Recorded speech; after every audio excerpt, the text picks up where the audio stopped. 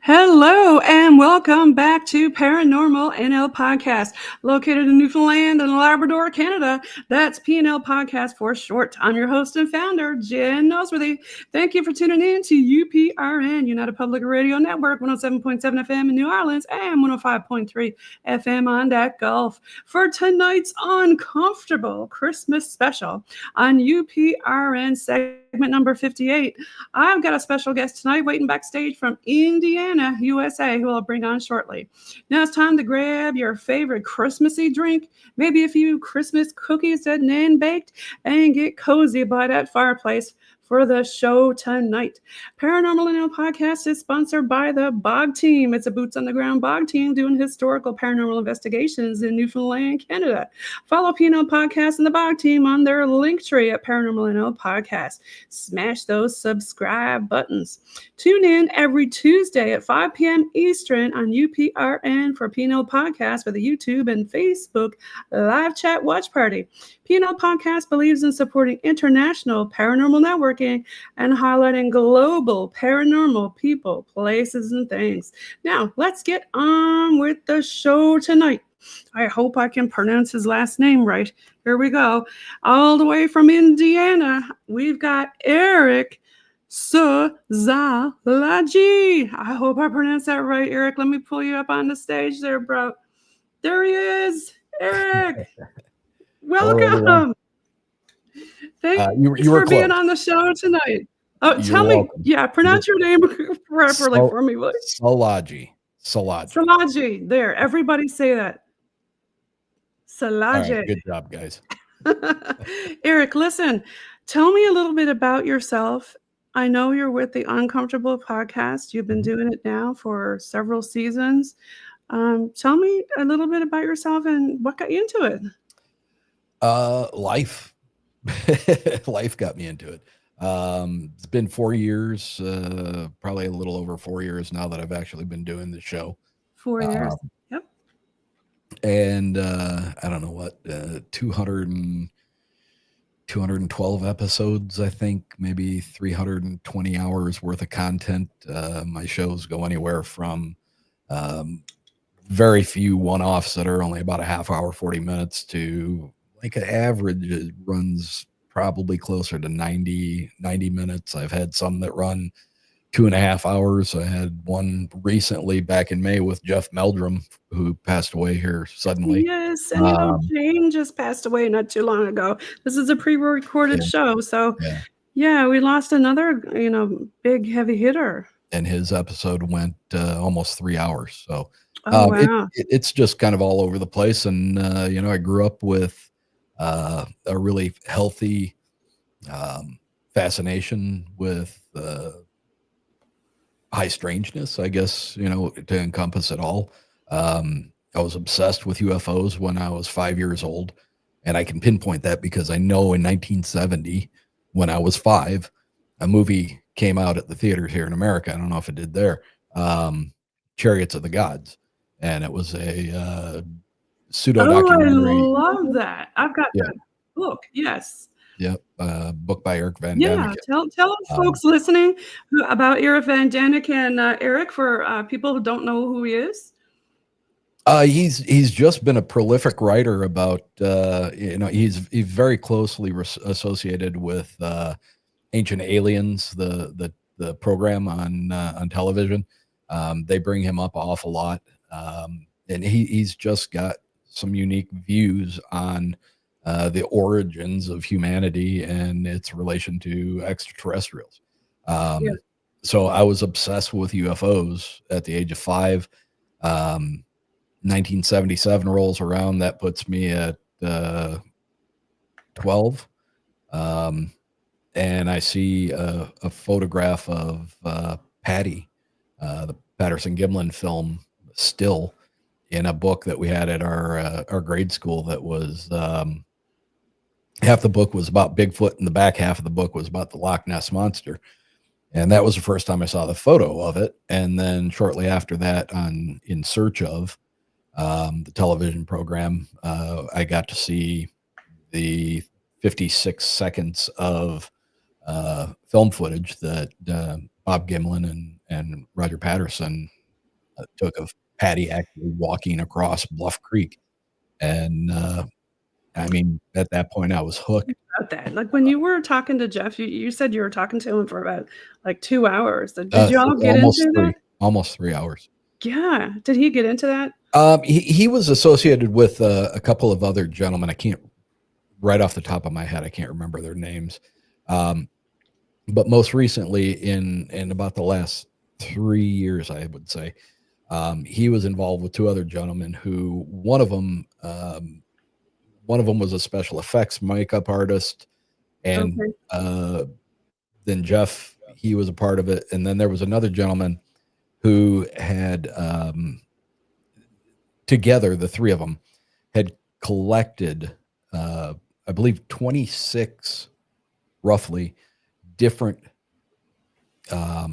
copies of the Patterson Gimlin film.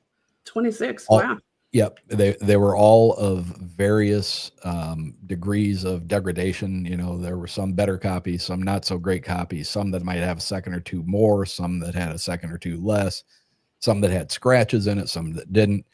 Right. And the third gentleman was tasked with taking all those 26 different versions of the Patterson Gimlin film, collecting them, putting them together, and stabilizing them with the most state-of-the-art stabilization techniques, the best computer graphics and everything that can be attributed to an old film like that. And then he used some sort of an AI that was able to go in and clarify the picture even more, stabilize it even better, and on individual cells of the film where there were dust that scratched the negative or scratches from being projected, it was able to replace that imagery and make it perfect again. So the end result was the full 56 seconds of Patty walking across the dry creek bed in Bluff Creek, but it is the highest quality. And that's where you can see the defined definition in the muscles, in the back of the leg, and the chest, breast, shall we say? That's what people are saying, right? And it's always been a standing thing. I mean, my kids grew up with me. My son and my daughter grew up with me, involved in all this stuff, and both of them are believers to some varying degrees. My son has always been a believer in Bigfoot, but he's like, the biggest problem for him was with that particular film was you never see the toes or the foot really bend as good as that supposed costume is.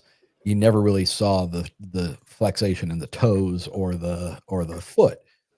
But in the new film, you do. Now, my question is, you mentioned AI. Do you think that they added that with I had conversations with Jeff and the third guy, and I can't remember his name, about You'll remember it later tonight in bed. I will. About it. And the use of AI was used only in that it was used for repair. So there was nothing added to any of the footage. There was nothing added to anything that it put in the film was something that they would have seen in the previous film strips. So, a movie is made of, a bunch of little cells that just they change slightly with each one. And then if you play it at the right speed, it gives you the appearance of motion, right? I mean, we could do a whole show on AI and how, people could be so confused at what they're looking at, like this Atlas thing, I think they both adequately answered the question for me, that nothing had been added that wasn't supposed to be there. Okay. Yeah. Now, he had a lot of footprints and stuff. Did he show you some of those while he was talking to you? We didn't cover those prints during the interview. I've had the pleasure of speaking with Meldrum in person, Right. at different conferences, and there he had several of his more famous prints. I actually own a couple of them. Oh, really? This one right here behind me is Okay, hold on. Let me actually take this Patty. off the stage so we can see it. Where? Point at it? Right here above my head behind Okay, me. there it That is. one is actually Patty from Bob Gimlin's cast that was taken at Bluff Creek. Okay. And then the one below my other shoulder here, Right. that one is actually signed by Jeff Meldrum on the back of it. Can you pick that up and show us or no? It's attached to the wall. Oh, okay. So that particular track behind me on the lower wall, that's the Hereford track. That was from Grays Harbor, Washington, out on the West Coast. 1981, I believe, Sheriff Hereford was the one that found the tracks, led people to it, and consequently, I forget the number of different prints that they had, but there were a significant number of tracks, and they were actually able to cast multiple casts of the same. It's the same individual. I actually own a left and right foot cast Of that individual. of that Okay. individual, and they were able to Interesting. track that individual. It was well over a mile. Wow. So, I mean, it's interesting stuff, and like when you hold one of these casts in your hands, it's difficult to. Well, here, hang on a second. I do have one I can. Okay, let me take this off stage. So this is actually the other individual. Okay. All right. Bring it in a bit closer so we can see up close. Wow. So the problem with this, and it's a problem that I'm working on personally, so I can show people with a little There's bit. no claws on that. Obviously, it's not a bear because you know how people will be like, "Oh, that's a bear." Blah blah. No, that ain't no bear. And look at the middle. You can see. And the toe stems are clearly visible. Yes. After And the look, pad. look. Yeah, bring your hand down towards the middle. You can see the pads of like the feet, like the Yeah, right through here. yes, the definition. Now, people are saying, "Oh, is it a rubber foot?" Come on. Well, they make great arguments, and you had Les Stroud, Survivor Man, hails from Canada, British Columbia, I think. Yes. He did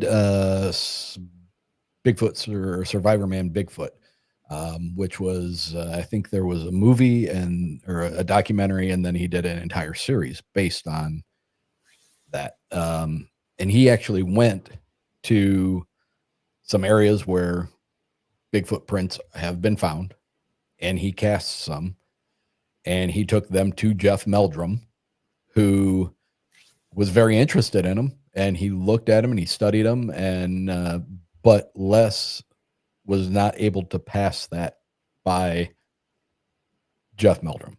What do you mean? He was not. Jeff was like, it looked suspiciously similar to. He picked up on it that it was a fake. Oh, okay. So I mean, Jeff knows his stuff, right? That lends some credibility to the work that Meldrum was doing. Yes. But he took, I think at the time, was $10,000 and gave it to a special effects artist who went and created a set of feet. Jeff did? No, Les Stroud did. Oh, Les. Okay, yeah. And then it was his attempt to take those feet and to put himself on stilts that were high enough that would replicate the length of stride that many of these tracks that are found in the wild, to replicate it. Wouldn't replicate the weight, though, would it? It wouldn't replicate the weight. And it was, for the most part, a $10,000 utter failure.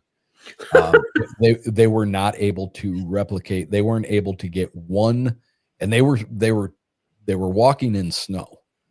and they were not able to get one to make it look like it could have been passable as real. So, I mean, does that mean that it's not possible? Absolutely not. But does it make it more unlikely?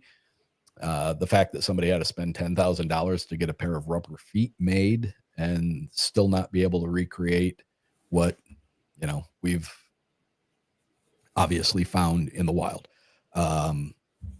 So is that just somebody with a big foot? I mean, possible. Yeah, but it still wouldn't account for the pushing down into, like, if you get the print in mud or something like that along a riverbank. The weight. Right. You know, I had the pleasure of, or I guess you'd say the pleasure. I've had the opportunity to stand very close to Shaquille O'Neal. Okay. It was before he retired. He was in the prime of his life. He was 7'2". I'm 5'9.5" on a good day. So to stand next to somebody, a living being that is 7'2" and capable of doing everything and anything I can do, on top of being incredibly athletic, it is staggering to see somebody that is at that height. It is almost unreal, because not only is he 7 foot tall, but he is a mass of a human being. He's not a beanpole. He's not skin and bones. Well, you know, throughout history, there have been a lot of humans who've had pituitary gland disorders. Sure. Yeah. And they grew, tall, like giants, shall we say. There's been several giants throughout history. And why do they always disappear when we find quote unquote giant bones to the Smithsonian, right? Right. So anybody else in his family that tall? I don't know much about his family. Couldn't tell you. Yeah. I have no idea. But like you say, a structure that tall and big. Just to take that and set him apart from everybody else. I mean, my son's 6'4". Okay. He's a big dude. Yeah. He makes me look small. But compared to a Shaquille O'Neal, I mean, and I guess the reason I'm bringing that up is just to try to put into perspective that the majority of eyewitness accounts that are tangible accounts that seem to be reported by upstanding, not crazy, just normal people who don't stand to gain anything by reporting this, is that most of the individuals that are cited are estimated to be in the 7 to 8 foot range. Tall, very tall. You know, and just, you know, you can go to a zoo and see a gorilla that is. Yeah, I've seen lots of silverbacks, and you know, they don't, even when they stand up, they're not that tall. I mean, if they stretch their arms out or something, maybe, but sure, but yeah, even at 5 foot tall, but the amount of mass that they carry on that skeleton is significantly larger than what a normal human being is, and they're incredibly strong. Yeah, they can rip you apart. You know, just like a chimp could, even though they're small. Yeah. So if you extrapolate that to a 7 or 8 foot tall version of a silverback gorilla, what do you have? You have something that has a conical head. You have something that has. Have you talked much about military experiments, and could this be something that got escaped? We talk about high strangeness. That could be, down that rabbit hole of, I'm sure people had these discussions. Could it be a military super soldier or something that escaped? I think that's a bunch of hokey bunk. And why do all the military people know where they live, and why is there helicopters all the time? Well, I mean, they make good stories, don't they? They do, yeah. It makes good stories. So I'm not taking anything away from the fact that, I think there is you're in Canada. Yep. I know that you guys have your own set of issues when it comes to the running of your country. If you watch any news at all, you will notice that we have some problems of our own. We've been dealing with a lack of disclosure about the UFO topic. Disclosure is coming soon, though. Is it though? It is. Is it though? Because here's what I want to say about that.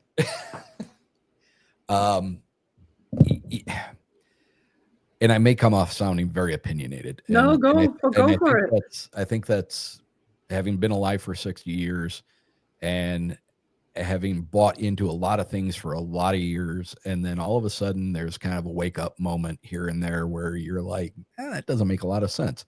But, so here in the States, we have a handful, a pool of people that are in the disclosure arena. All right. You got Dr. Stephen Greer, you got Jeremy Corbell, you've got George Knapp, you've got these fairly recent whistleblowers. You got Commander Fravor, David Grush.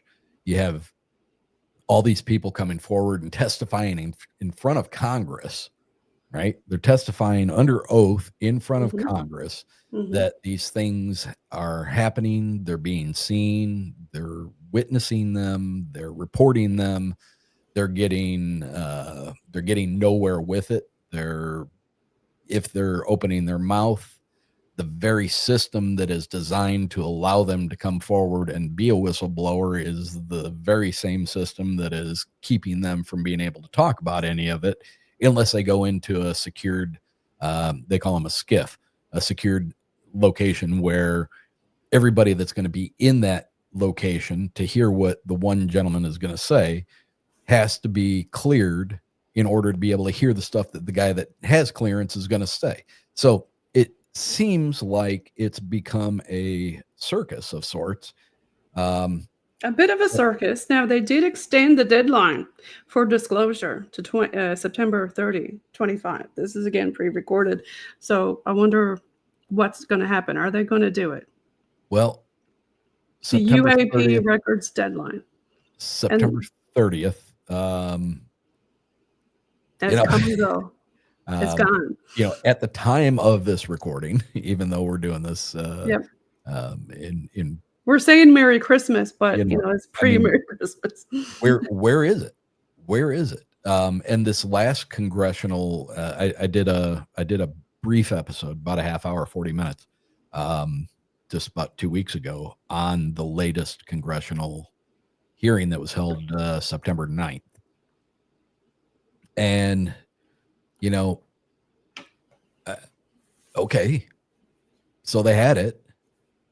And there were no, like in 2023, you had David Grush, who literally sat there and said he has knowledge of crash retrieval. He has knowledge of biologics that were collected from the crash retrievals. Those are all pretty heavy bombs, right? That's some like, what? Yeah. Seriously. This time around, and he's credited with opening the door for this other congressional hearing that happened on the 9th. There was a much different tone to that conference or that hearing. And it was, they had a lawyer there who was there, one of the speakers, one of the whistleblowers, I guess you'd say, and his job, his point of talking was that we have to provide better protections for the people that want to come forward to tell their stories. So that in itself is kind of not exciting, right? Nobody we wants to hear talk about the deep undergrounds of what happens to people who are whistleblowers. Do they really have an quote unquote accident? And when Muamua came around last time, didn't we have another government shutdown at that point? And now Atlas is coming, and we're having another government shutdown. Not certain. It might have been. What, are they doing some sort of look over here while they're doing this over there? Well, they're absolutely doing look over here. Whether it's got anything to do with some giant asteroid flying through space, coming to take us out or bypass us and hit Mars, or whatever the newest story is. I mean, there's obviously look over here because we don't want you to see this. And I have some strong opinions on what they're not wanting us to look at right now. So if all you have to do is really listen to some US news, and you probably know what they're talking about. But I don't know if you've ever seen the program Wag the Dog, where they talk about how media changes things. And they had AI, movies had AI. Were they using that to the public? Are they using it now? People look at stuff and they go, yeah, right, baloney. Well, if you want to know the truth of the matter, all you have to do is do a little bit of simple research on your own time on the internet, and you need to find out who owns the media companies in the world. And you'll be surprised when you find out who owns those media companies and what other hands they have in other bags or bowls throughout everything else. So, it's frustrating for sure. Yes. I've been obsessed with UFOs since I was 5. I have been waiting for disclosure for 55 years. I think a lot of people have. And I know, did you see that one that they put on, Netflix, Storm Area 51? Yeah. And then the military came out and they threatened everybody. And nobody, it was just a party that fizzled out, basically, right? What if we really did do something like that? Can you imagine? Would they actually shoot us? They probably would. Hell yes. Absolutely, they would. 100%. The signs are there, so enter at your own risk. I would have no doubt about that. And then we got, Project Fear going in, trying to look and see what they can see. But what are you going to get from a lens that's only with certain capacity number of miles? And then you got all these people doing the CE5 stuff on Beyond Skinwalker. What are your thoughts about that? They actually put the EEGs on their head, and they could see alpha kicking in the frontal lobe with a 1.6 gigahertz. What the heck is that all about? I've done a couple of episodes with a couple of members from Project Psi, which was founded by a scientist in Chicago, I believe it was, Sherilyn Carter and Archbishop Christina Rake have both been on my shows, and we've talked about their involvement with that. And I believe it was Christina Rake was the first person to actually sit there with a cap on her head where the probes were put in, and they were able to in real time witness the changes in her brain as she was going into certain different states. So basically it's almost like a state that a Buddha would get into. Yeah. And I think that there is something compelling about it. I think there's something legitimate to it. Remote viewing, the United States government, anyway, they funded remote viewing in this country for over 20 years. Yep. Excuse me. Yeah, you go back, you're talking about the high strangeness. There's all this MK Ultra and all this weirdness that they did way back when. Yeah. This goes back years and years. And the technology that we're seeing now, is it tech from downed aircraft, or is it our tech? Unfortunately, I think that it's probably our tech. Yeah, because there's tech that's that's used by the military for years and years before it comes out for the public to actually be able to use. Before the cell phone came out, what do you think they were doing on special ops? They were using the cell phone to send pictures and blah, blah, blah. There's all kinds of technology that's out there that we don't even know about. Yep. We're really high advanced. That stuff, we've got Space Force. Is that us up there with all the orbs? Well, and it's 1.6, which is Earth to space, right? Well, that's an interesting point that you bring up. about the Space Force, because the first time I heard about Space Force, I thought it was a joke. No, it's real. No, I know. But when you use the term Space Force, sounds like a farce, right? It sounds like it sounds cartoony. silly. It sounds silly. Yeah. Because unless you had personnel, unless you had vehicles that were capable of being in space, then it seems kind of like a stupid way to name a military segment, right? I mean, Right. if we're to believe that all this is these are people in charge of keeping space safe and keeping our satellites in operating order and not being threatened by other satellites, and that it just seems, if you're going to have a space force, all of our other militaries have weapons. They're either heavy on the water side, where you've got aircraft carriers and air support, or you've got Marines and GIs that are going in and doing the groundwork and the grunts and mobile infantry and stuff like that. So when you use the term Space Force with me, that makes me think that there's got to be something that well, we don't let's know think about this. Look at our climate. The climate change is shit, okay? And everything is going, everybody want to say, oh, we're going to hell in a handbasket. Everybody's saying it. Something's coming, right? Yep. We got famine. We can't feed everybody. The earth is losing our atmosphere. Maybe that's why the veil is so thin, right? Why are we getting so many geomagnetic storms? Everybody can see the aurora borealis. That's not normal. Right.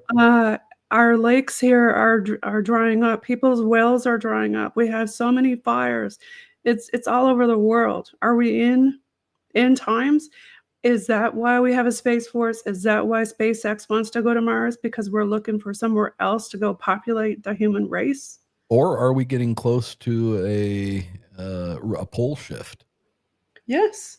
if Guaranteed. They've already desensitized us with all of those pole shift movies. Look at the movie 2012. Mm-hmm. That's what they do. They say, we're talking about high strangeness. Well, that's what government does. They put out a movie to see how are the people going to react now if this happens. And now we're like, okay, yeah, that's normal now for a pole shift. Mm-hmm. We know what it is. We know what to expect. We're all effed. Unless you get off the planet or got a good airplane with a lot of fuel. And what do you think the chances are that the majority of us are going to get a ride on those? I don't know, man. Is it going to be like a biblical event? Like was that, people talk about, we're going back full circle again. We're going back to Erick von Däniken and the Bible and everything else. Like, was there a big flood? Did somebody who told mankind about it? Yeah. How did we survive? I think there's enough evidence to show that there was a big flood. 100%. I think there's evidence to show that there's been multiple floods. Yes. Yeah. And I think that the world is cyclical, right? We've had the dinosaurs. And I think there's enough evidence for myself to entertain the fact that there have been multiple resets of humanity all along. Yes. And is that why we're seeing the orbs? Because they're coming to watch the show. Oh, this planet's screwed. Let's go watch the show. Or maybe let's go help them. What do you think? Boy, my opinions on that have changed so much over the years. I'm firmly in the camp now that if there is an extraterrestrial race, if we are being visited, I used to always think that it only made sense that they were coming here from somewhere, whether they were traversing vast distances with, warp drives or, some anti-gravitic propulsion or whatever. In the past few years, I think that my mind has kind of switched to, it makes more sense that these things are in the same, they're not in the same, and I hate saying this out loud because it makes me sound like an absolute wackadoo, but different dimensions. You know what? You don't sound like an absolute wackadoo when you talk about different dimensions. Maybe we do have portals. I think these things. Why does Bigfoot always have an orb stuck next to him? What's up with that? I think these things are here with us. I think they're always around, and they could be USOs from the water. Mm-hmm. Yeah, sure. I mean, there's significant accounts of things coming out of the water. We haven't been down there. I know we've got the SLAM scans, LiDAR and all that, and we can see, and they say, oh yeah, SLAM scan it, we can see the bottom. No, we can't see everything down there. No. No, you can get a topographical outlook of what it looks like, but I doubt that it's scanning and showing everything that's down there. So, what are these things? I think they're here with us, and for whatever reason, either the conditions are right or they have the ability to. I think that it points. Well, you talked about the veil. I've got to go back to that, and I've got to go back to your Fab-5, JJRose777. She's going to come on, and we're going to talk about the veil getting thinner. Mm-hmm.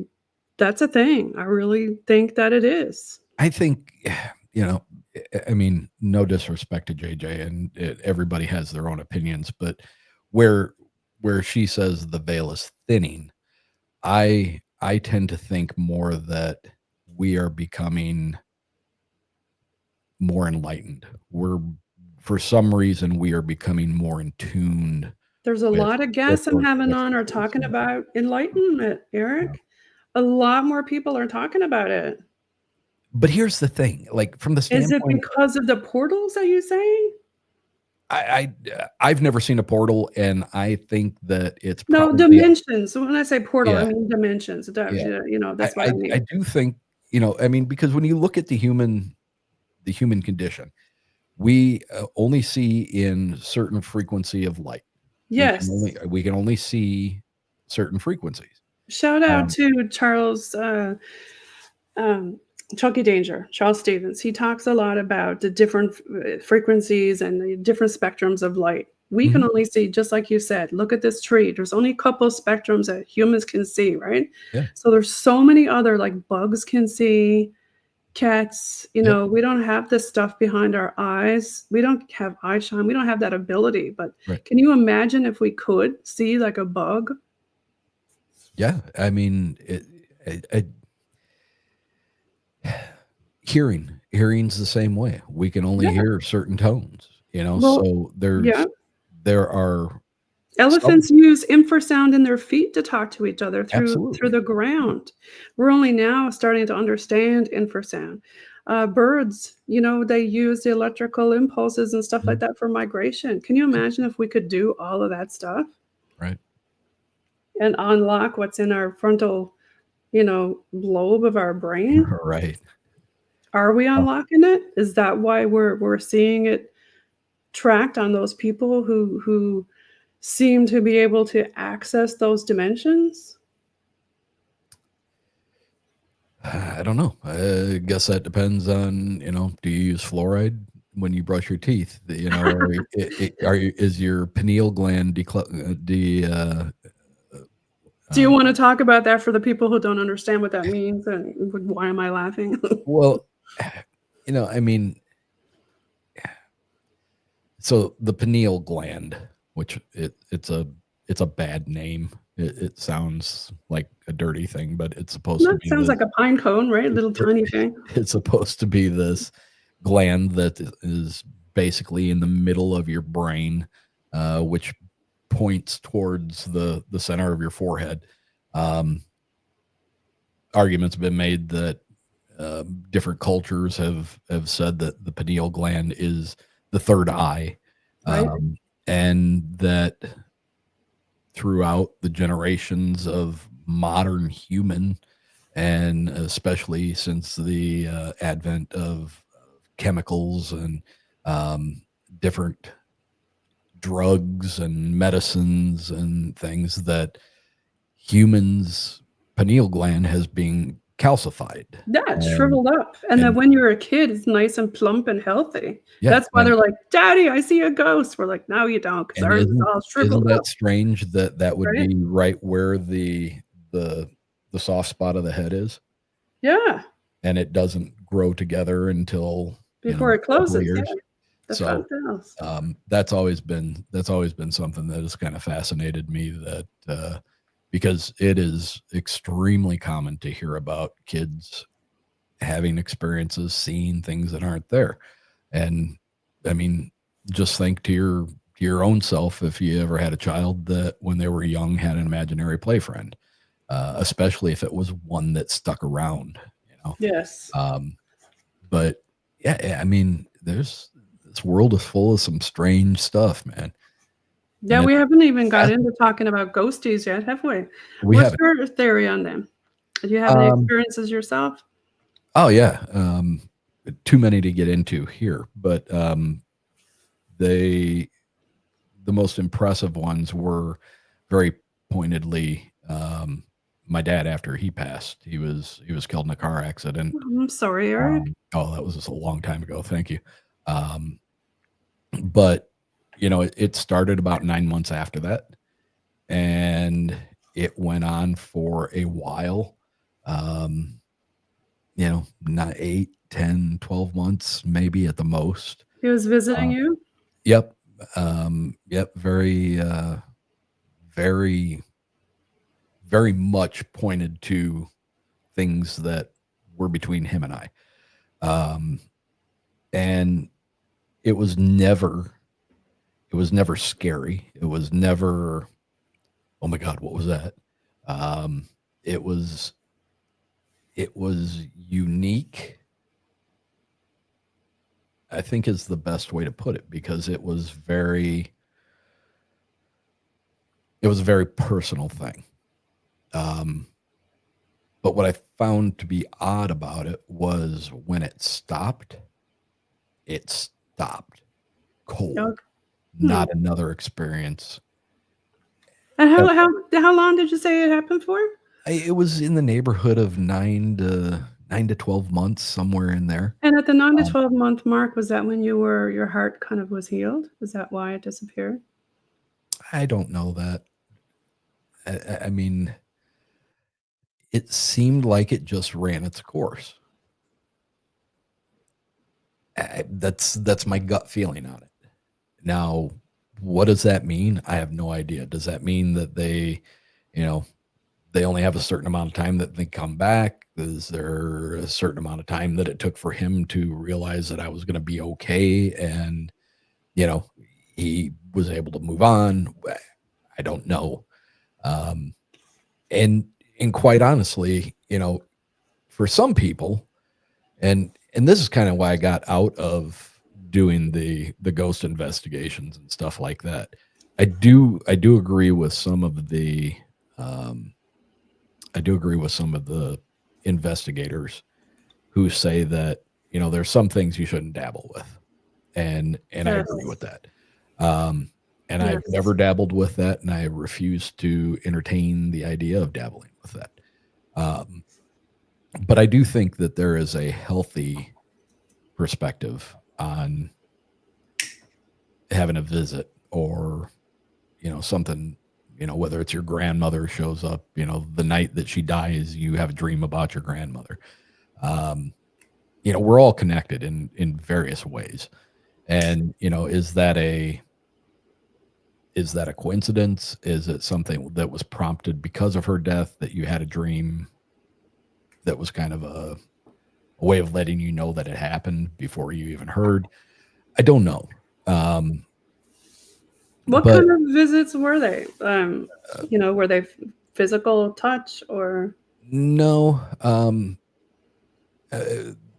long and short of probably the most prevalent one is I had bought him a Mariner's crucifix the summer, the July before he was killed. And he was hit, killed. I got all his belongings from the hospital. And the Mariner's crucifix was one of the things that I got back. So I washed it off. I started wearing it and wore it all the time. Well, because of the thin rope that the crucifix was on, it was getting snagged on blankets and sweaters and clothes and stuff, and it was just getting kind of ratted up. So I decided to get a new chain for it. And shortly after doing that, I decided to start taking better care of it. So I would take it off. When I'd shower, I'd take it off at bed, and I'd just put it on in the morning. So I took it off to take a shower, and took my shower, got done, toweled off, and I went to look for that. It was on the kitchen sink, which was a decent size sink. I mean, there was countertop, decent amount of countertop. It was gone. I immediately thought that it got hooked on the terry cloth towel. Started looking on the towel. It wasn't on there. Thought it got knocked off onto the carpet. Started retracing my steps from where I was in the house to where I came to the bathroom to take the shower to begin with. And then finally I was like, shit, it probably got knocked down the sink drain. Right, so right. Took a wrench. I took the gooseneck off the wrench with a wrench, and it wasn't in there. And I was like, well, shit. Where'd it go, right? And so at the time, my mom had moved out. Okay. She was much like people when they have a divorce, you kind of, once that freedom of being married for 20 some years was gone, she just kind of decided to go, not to make my mom sound like she was a hussy or anything, but she went and kind of started sowing her oats a little bit. I continued to live in the house, and quite a while went by. I don't know, maybe the next summer, I had closed the door to my mom and dad's bedroom because I wasn't ready to deal with the pictures of us on vacation, and I didn't want to see my dad. I didn't want to deal with the emotional side of that. So I was getting ready to go out on a date.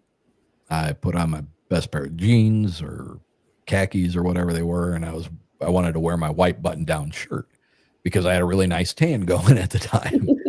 I buttoned the top button up, and the button fell off, and I was like, shit. So I knew my mom had a sewing kit, and it was under the bed in my mom and dad's bedroom. Well, I really wanted to wear the shirt, so I walked down the hallway, got to the door, and I opened the door and immediately saw a picture on the nightstand of my dad and I on vacation in Traverse City, Michigan, and kind of got hit with the feels. It was emotional, but it was better than what I was expecting. So I, took a deep breath, and I said, I can do this. So I went in, I sat down on the edge of the bed, I reached underneath it, pulled out the old cookie tin that my mom kept all of her sewing stuff in, and opened it up, found a needle and a thread. And I looked up in the mirror that was in front of me, and the reflection from behind the wall behind me was my dad's military picture. And it was an old black and white photograph, but back in the day, in the 50s, they would kind of use soft pastels to kind of colorize it a little bit. And yeah, it's almost like yellowish. So I'm looking in the mirror, and I see his military picture looking over my shoulder at me, and I was kind of like, it kind of gave me a nice warm fuzzy feeling. So that kind of stopped what I was doing. I started looking around the room. I was looking at other pictures, and it was good. It was a cathartic moment. I was able to remember a lot of the good things, and it was good. My mom always used to get mad at my dad because he never used a coaster. And a lot of times he would go coffee to bed. Stains everywhere. A lot of times he'd go to bed with a glass of ice water, or he'd have a leftover some Coke in a glass and ice in it. And then he would leave it on this end table. And she was always constantly bitching about him leaving a white ring on that coffee table. So all that to say, I sew the button back on, and I put everything back in the sewing kit and was getting ready to put it back underneath the bed. And I looked over at that end table, that bedside table that had the picture of me and my dad on vacation in Traverse City. And on the top of it, to the left of the picture, was a white ring. And in that white ring, it was wet. Oh. And sitting in that partial ring was the Mariner's crucifix and the chain. What? Yeah. And it was wet. Yeah. It was wet, like a sweaty glass had been sitting there. I mean, it wasn't soaked. Explain that one. But it was damp. Dad was there with you. And he helped you find it, and he said, here it is, son. You know, and there's like I said, my mom had moved out. I never went into that room. There's no possible reason why that crucifix should have been where it was. Wow. And months had gone by. So that made you feel good inside, right? And it made me feel good, you know, and I literally said out loud, I said, all right, I get it.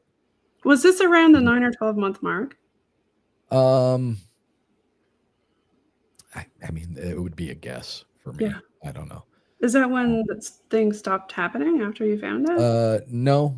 Okay. There were, at the time I was dating a woman who I was going to end up marrying. At the time I was a bouncer in a bar. She decided to stay home instead of coming down to the bar. I called her up and I said, hey, are you going to come down tonight or not? And she said, no, I'm just sitting here listening to the symphony playing in the kitchen. And I was like, what are you talking about? And it was literally, she said it sounded like the shelves in the kitchen, every pot and pan had been either the shelves broke or somebody just pushed all the pots and pans. And then she went in the kitchen and she opened up the cupboards, and everything was stacked nice and neat and nothing had been moved. But she said it sounded like all of the pots and pans had just gotten pushed off the table. Another time I had, we were having an argument, and she was complaining about how I did laundry. Okay. And, you know, I mean, I'm a guy, I'm 20 some years old, and I'm like, not a pro at doing laundry, but I knew how to put stuff in a washer and take it out. Right. Yeah. So I went downstairs to take laundry. She was going to take a shower. I took stuff down to the basement to do the laundry. Right. The phone rang. So the phone rings. I come upstairs and it's my mom. So I sat and talked to my mom for about 5 minutes or whatever it was. Went back downstairs to separate the laundry, and it's like a ranch style house. So it had a long wall down the middle of the basement. One side was finished, one side was utility. And every piece of clothing had been pulled out of that basket, and half of it was strewn across the finished side of the basement, and half of it was strewn against the utility side. And I immediately got pissed. I stormed back upstairs and I pounded on the bathroom door and I opened it, and then I started, you know, why the hell you got to keep doing this? I mean, Jesus Christ, it's just laundry. Why has it got to be such an issue for you? And blah, blah, blah, blah, blah, on and on. And she pulls back the curtain and she looks out the shower and she's like, I've been taking a shower. What are you talking about? And I was like, oh, Whoops. shit. You're like, whoops. And she did. She had told me she was going to take a shower. So when the phone rang and I went up to talk to my mom, she was already in the shower. I could hear it running. Right. So we didn't have any dogs. We didn't have any cats. We didn't have, it's a brick house. It's not like we had critters coming in and. Yeah, I was going to ask about that. Was something in the basket or? There was absolutely no reason for it. Okay. Weird. Another thing quickly was, your dad was looking for a shirt or something? I don't know, either that or just wanting to be noticed. Well, maybe. Yeah. At the same time, before she started living with me here, at a neighborhood friend who was having some problems with his mom, she was kind of starting getting early dementia.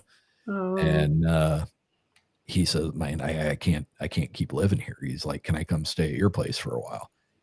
And I said, yeah, I mean, I don't know how long, but yeah, you can. I mean, we got plenty of room.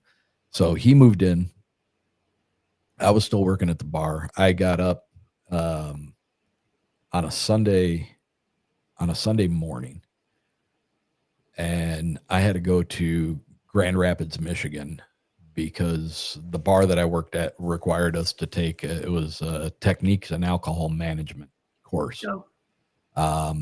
It was called TAM, and I had to go up there and I had to do hours of classroom stuff, and then came back home and he was gone.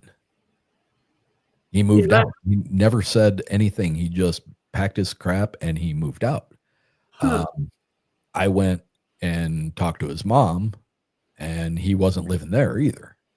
So where'd he go? Eventually we have the conversation, because I came home one night from the bar.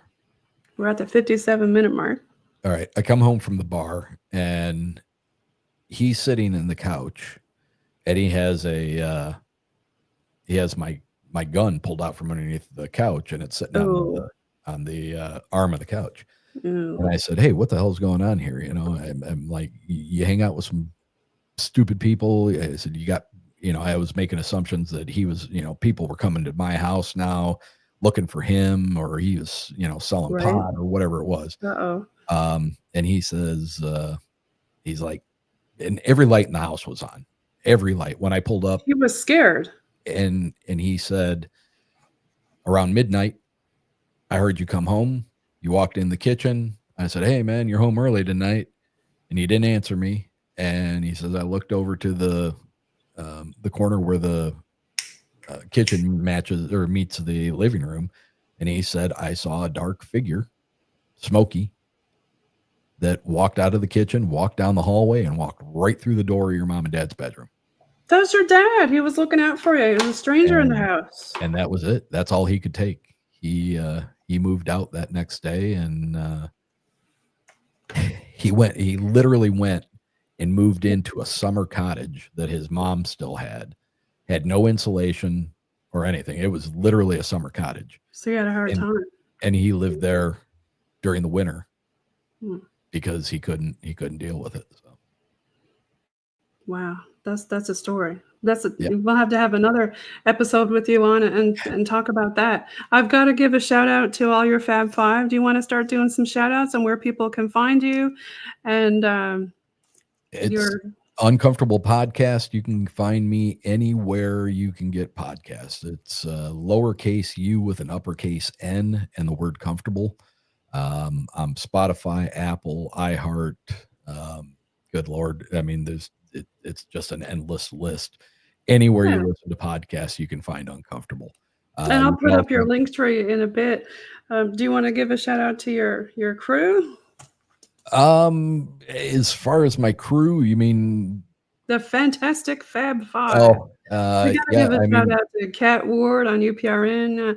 Tim is also Sudano on UPRN. Tommy Cullum, Let's Get Freaky. Kat is with the Paranormal Heart, and Tim is with Paranormal Insight. And we got JJRose777 and yourself. How did you all come about?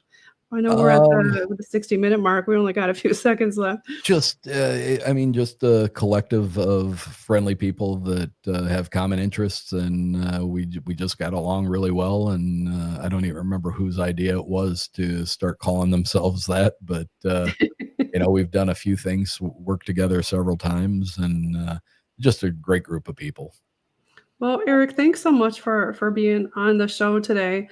You can see Erick's link tree in the ticker down there. Check it out. Follow Erick on all of his socials and subscribe to all of his stuff that he's got going on here. And Erick, I want to wish you and your family a very Merry Christmas. You as well. Thank you. Yeah, and I really appreciate you being on the show tonight. It's been a pleasure. Thank you. Yeah, thanks, Erick. So we're going to leave now with a little bit of Bog Team music, Boots on the Ground team over here in Newfoundland, Labrador, and you're listening in on UPRN, United Public Radio Network, 107.7 FM in New Orleans and 105.3 on that Gulf Coast.